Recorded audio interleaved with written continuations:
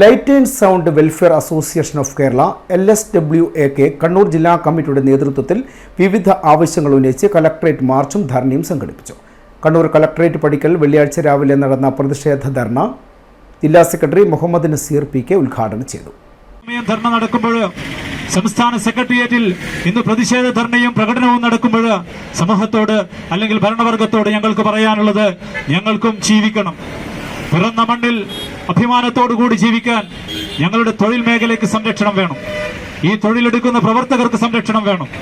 ഞങ്ങളും സമൂഹത്തിൽ ജീവിക്കുന്നവരാണ്. എന്നും സമൂഹത്തിന്റെ കൂടെ ആത്മാർത്ഥമായി നിലകൊണ്ടവർ. അതേപോലെ തന്നെ ഗവൺമെന്റിന്റെ കൂടെ ഏത് പ്രതിസന്ധി ഘട്ടത്തിലും ഞങ്ങൾ അവരുടെ കൂടെ ഉണ്ടായിട്ടുണ്ട്. അത് ഒരിക്കലും ഗവൺമെന്റോ അധികാരി വർഗമോ സമൂഹമോ മറന്നു പോകരുത് എന്ന ഉണർത്തുപാട്ട് കൂടിയാണ് ഇന്നത്തെ ഈ ഒരു ധർണ കൊണ്ട് ഉദ്ദേശിക്കുന്നത്. അനധികൃതമായി ലൈറ്റ് ആൻഡ് സൗണ്ട് ഉടമകൾക്കെതിരെ കേസെടുക്കുന്നത് ഒഴിവാക്കുക, ജനറേറ്റർ വാഹനങ്ങൾക്ക് പ്രൈവറ്റ് രജിസ്ട്രേഷൻ പുതുക്കി നൽകുക, സർക്കാരിന്റെ നിരന്തരമായ അവഗണന ഒഴിവാക്കുക, തൊഴിലാളികൾക്കും ഉടമകൾക്കും നേരിട്ട് ചേരാൻ കഴിയുന്ന സ്വതന്ത്ര ക്ഷേമനിധി നടപ്പിലാക്കുക, വാണിജ്യ സ്ഥാപനങ്ങൾക്ക് പരസ്യ പ്രക്ഷേപണത്തിന് അനുമതി നൽകുക തുടങ്ങിയ ആവശ്യങ്ങൾ ഉന്നയിച്ചായിരുന്നു സമരം.